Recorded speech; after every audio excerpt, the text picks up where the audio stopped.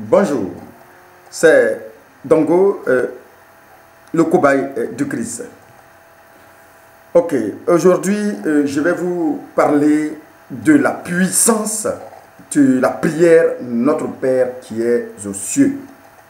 Pour commencer, je tiens à vous souligner ceci, que je fais ces vidéos pour relater des faits et partager mon expérience qui m'est arrivée et partir de cette expérience, essayer de dire aux autres que ces événements peuvent arriver et que si cela est arrivé dans votre vie, ne paniquez pas.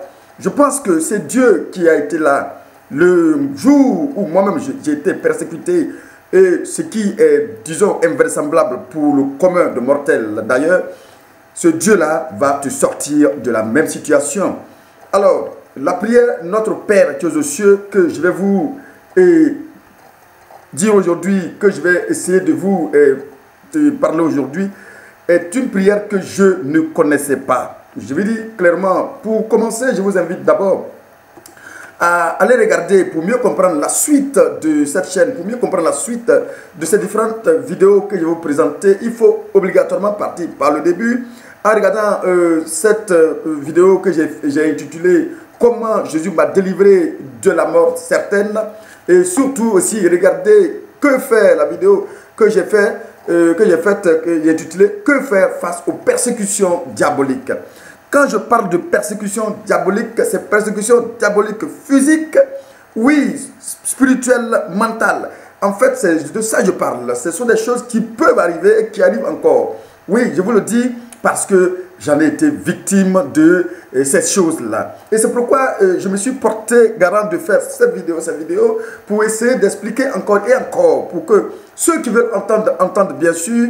Et moi, je l'ai fait ma part d'ailleurs. C'est le plus important pour moi, ce n'est pas garder ce que Dieu m'a fait, ce n'est pas garder ce que Dieu a pu vraiment faire de ma vie pour moi seul. Il faut que je partage cela pour que ceux qui partagent, ceux qui traversent ces différentes situations puissent comprendre que oui, effectivement, ce sont des choses qui arrivent et qu'on peut s'en sortir parce que si tu as été là, tu es resté vivant jusqu'à ce stade-là, c'est que tu es déjà sauvé et libéré dans le nom suprême de Jésus-Christ de Nazareth.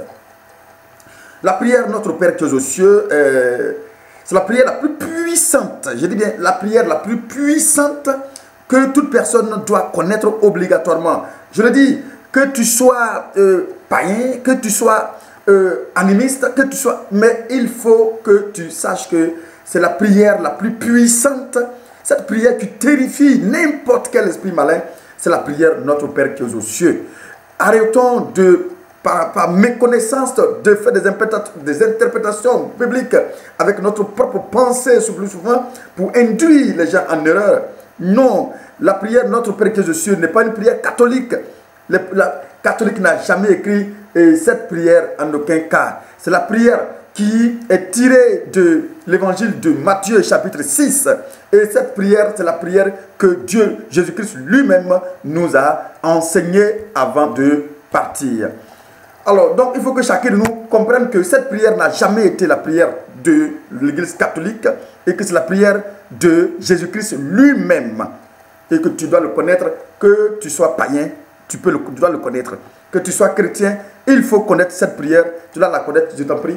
Et tu dois connaître cette prière obligatoirement parce que c'est une prière que tout le monde peut dire à n'importe quelle situation. Je vais vous dire comment moi j'ai découvert cette prière, comment ça m'a été révélé. Je vais dire que c'est pourquoi il dit d'aller regarder cette vidéo pour comprendre un peu ce que je suis en train de dire aujourd'hui.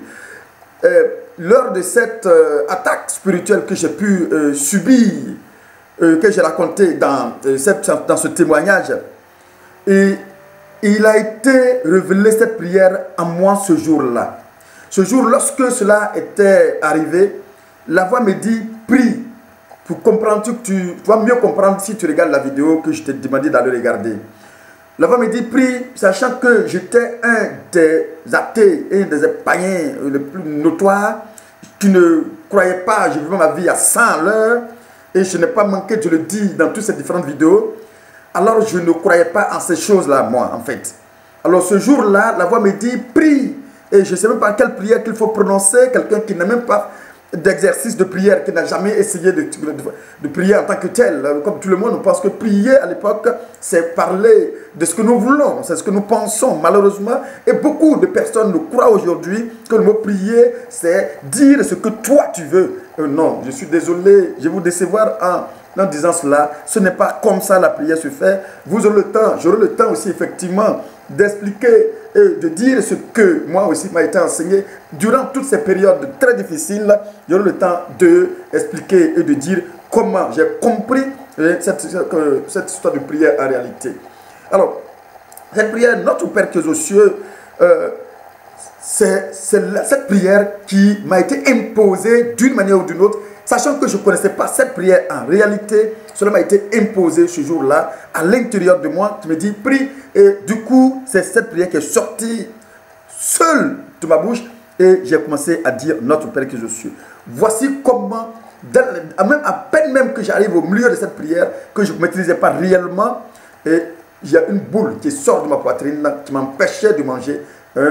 Pendant 4 jours, je n'arrivais pas à manger. Quand il m'a dit, tu ne descendais pas. Cette boule-là est sortie de ma poitrine, une forme de tas de fibres.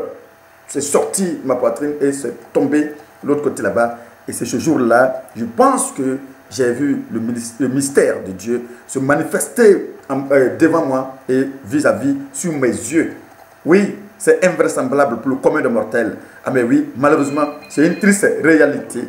C'est une triste réalité parce que ce sont des choses qui existent encore et qui peuvent arriver encore dans la vie de tout être humain. Au sortir de cette situation, c'est cette prière que j'ai pu dire. Quand je disais cette prière, je vous assure, aucun esprit ne pouvait franchir la porte pour entrer. Je vous ai dit que j'ai pris ma croix comme ça de 2h du matin jusqu'à 4h30 du matin. Et je voyais les esprits comme ça devant moi. Et quand il prenait ma croix en main avec cette prière, la maison ne peut pas être pénétrée. Et on a duré dedans pendant des heures et des heures. Je suis dedans, ils sont dehors, en train d'exercer par les persiennes, en train de m'empoisonner avec ces trucs, les positions qu'ils soufflaient par le bas. Et cette prière était seulement que ça dans ma bouche. Et lorsque, je vous dis quelque chose, lorsque j'essayais de parler, de dire des choses de ma propre personne, de ma propre bouche, ça n'avait aucun effet. Au contraire, je sentais sous mon corps qu'il y a une forte pression. Et lorsque je revenais sur la prière, notre Père que je suis, immédiatement, je sens encore cette puissance encore qui se manifestait dans la chambre où j'étais seul à l'intérieur ce jour-là. Alors, donc, j'ai compris clairement que, à partir de là, j'ai compris que cette prière terrifiait d'abord le diable. Et pourquoi encore, je vais vous dire pourquoi cette prière est très puissante d'ailleurs. Ce jour-là, tel que je prononçais et que quand ils sont rentrés, quand ils commençaient à prononcer et ils sortaient, il y a lui-même qui était censé prendre la machette pour me couper. Il dit, donc tu as passé ton temps à dire cette prière. J'ai sorti comme ça, seul, en moi d'ailleurs. Oui, aussi longtemps que vous êtes là, je dirai cette prière. Donc du coup, à chaque fois quand je dis cette prière, il a la machette là, c'est le titan. Je dis que le chef d'ailleurs, il a la machette en main, mais il avait des difficultés pour m'atteindre avec cette machette-là, m'atteindre avec ce couteau-là. Et j'étais là en train de dire cette prière à l'intérieur de moi. Parfois, ils sont remplis. Et voilà encore un autre cas, un autre truc que j'ai entendu.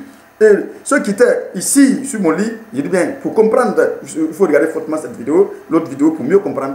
Ceux qui étaient de part et d'autre de mon lit, il y a un qui dit, mais écoutez, c'est quelle chaleur qui est dans la maison maintenant? Je ne peux pas supporter cette chaleur, il faut que je sorte maintenant de cette maison. Et immédiatement, plus cette prière était en train d'être prononcée, était en train d'être dite, immédiatement la maison se vidait devant moi et sous mes yeux. Alors j'ai compris que cette prière est la prière la plus puissante et la prière qui terrifie n'importe quel esprit malin, alors qu'il faut connaître obligatoirement. Cher ami, ne te laisse pas emberner par des théologies, par des doctrines qui sortent de partout aujourd'hui et va à l'encontre de la parole de Dieu, rencontre la parole de Dieu. Je pense que si tu te laisses en train d'écouter je ne sais pas comment, des démonstrations bibliques, des versets bibliques, tu es en train de vendre ton âme, tu te perds Chaque personne se révèle dans la parole de Dieu. Quand tu commences à lire la parole de Dieu, tu te révèles. Dieu te révèle réellement quand tu commences à lire la parole de Dieu. C'est pourquoi le diable empêche beaucoup de personnes de lire la Bible. Parce qu'il sait que si tu découvres la vérité, tu deviendras très puissant d'ailleurs. C'est pourquoi il faut faire très attention. De ne pas s'asseoir là en train d'applaudir déjà à chaque fois. Tu fais des spéculations, tu fais des démonstrations bibliques. Non, ce n'est pas ça qui va te sauver, cher ami. C'est quand tu vas aller à l'encontre de la parole toi-même. Que Dieu va se révéler ce qu'il attend de toi, son plan pour toi, à travers ta propre lecture. Sans ce moment-là, tu deviens très puissant et très fort. Alors, donc, on sortit de là, à chaque fois, lorsque j'ai senti ces attaques-là de 2017 jusqu'à ce jour que je te fais cette vidéo, c'est ça qui a été encore là. Mais je comprends clairement que Dieu était présent dans ma vie. Alors donc, ça ne m'inquiétait plus. Je suis arrivé à un stade où je contrôle la situation et c'est sûr la situation ne me contrôlait plus. C'est ça la vraie délivrance. La vraie délivrance, ce n'est pas de faire un coup de baguette que tu quittes, tu penses que tu es délivré. Non, ce n'est pas cela. Parce qu'une fois que tu n'es pas préparé, ton esprit, donner la puissance à ton esprit. Et à chaque moment, quand ils vont revenir encore, ils reviennent plus fort. Et le plus souvent, c'est ce que les coups de baguette magique, les gars qui font des délivrances magiques, ils s'en vont, quand ils reviennent encore, ils reviennent plus puissants. Parce que la Bible elle-même l'a bien expliqué en disant que quand il sort, s'il revient encore, il voit que la maison est vide, quand il rentre encore, il regarde encore 7 fois plus puissant. Il faut faire très attention à sur ça. C'est très important de le savoir. Donc à chaque fois, lorsque ces attaques venaient, je prenais ma main et je déposais sur la partie et je prononçais cette prière, notre Père qui est aux cieux, à chaque fois. Mais attention, ce n'est pas une récitation, c'est une manière de le dire. Il faut le dire avec beaucoup de calme, tranquillité. Même pas, je ne dirais même pas avec beaucoup de foi, mais il faut dire cette prière, tout simplement, sa foi arrive. Je vais faire des vidéos encore, qu'est-ce qu'on appelle la foi et comment on connaît quelle considération qu'on a sur la foi. Ça aussi, je parle de ça, comment la foi m'a été imposée. Donc la foi vient. Il faut comprendre ça aussi, la foi vient en homme. Quand on dit j'ai la foi, ce sont les paroles que nous prononçons. Parce qu'il y a des situations, tu vas comprendre qu'il y a de la foi ou pas. Moi, je sais que la foi arrive à l'homme. La foi même, c'est quelque chose, c'est un esprit qui se dépose en soi. Au cas où vous ne le savez pas, moi, je peux vous le dire parce que je sais ce que c'est la foi. Parce qu'il y a des situations, ce n'est pas que je dis donc voici avec la foi. Non, c'est une foi qui s'imposait à moi. Parce que j'étais terrifié. Et du coup, il y a une force qui est à moi qui te dit il n'y aura rien. Tranquillise-toi. J'ai vu des scènes horribles, mais je suis là devant vous et c'est pourquoi je vous donne ce privilège, cette possibilité de pouvoir avoir la possibilité de vous parler de ce que j'ai traversé pour que vous qui traversez, ou vous qui pensez que ces choses ne peuvent jamais arriver, oui, je vous informe que ce sont des choses qui arrivent à l'autre humain. Voici comment j'ai découvert cette prière, la prière Notre Père qui est aux cieux. Pour celui qui veut vraiment comprendre cette prière, va à Matthieu chapitre 6, tu vas découvrir réellement comment l'homme doit prier. Il dit, lorsque vous priez, ne soyez pas comme les hypocrites qui aiment prier debout dans les synagogues. C'est-à-dire, le plus souvent, c'est ce que nous faisons. On passe tout le temps à parler seul et on se dit qu'on est en train de prier. Non, on parle seul parfois. Non, il faut joindre la prière aux Écritures. C'est très important. Quand vous voulez vraiment prier de manière puissante, il faut joindre la prière aux Écritures. C'est pourquoi il faut connaître quelques versets quand même de la parole de Dieu qui vont appuyer vos prières. Parce que le démon n'a que peur de ce que Dieu a prononcé et non pas ce que l'homme a prononcé. C'est quand ton esprit devient puissant que ta parole fait peur maintenant au démon. Sinon, si tu n'es pas quelqu'un qui n'est pas ancré dans la parole de Dieu, qui n'est pas ancré dans les Écritures, mon ami, ta prière, tu parles seul. Et pour me dire, pour ceux qui ne savent pas lire, ceux qui ne savent pas lire, ils ont la possibilité aujourd'hui d'écouter la parole de Dieu à travers des vidéos, à travers des choses qu'ils ont effectuées. Aujourd'hui, donne la possibilité à toute personne d'écouter la parole de Dieu, qu'elle sache lire ou qu'il ne sache pas lire ou pas. Il a la possibilité d'écouter la parole de Dieu. C'est pourquoi je vous invite donc à connaître cette prière et à maîtriser cette prière parce que c'est une prière qui n'est pas catholique. Ce n'est pas que la prière des catholiques. C'est Jésus-Christ lui-même qui a écrit cette prière dans Matthieu chapitre 6 et nous a décrire comment il faut prier dans Matthieu chapitre 6 et à partir de là chacun doit savoir effectivement qu'est-ce qu'il faut faire dans la prière. Je vous invite à lire la Bible, à lire ce chapitre de Matthieu chapitre 6 pour comprendre réellement comment Dieu nous invite à prier et la prière réelle se trouve dans Matthieu chapitre 6. Il dit la prière réelle se trouve dans Matthieu chapitre 6. Connaissez Matthieu chapitre 6 te permet de connaître d'abord ce que c'est que la prière.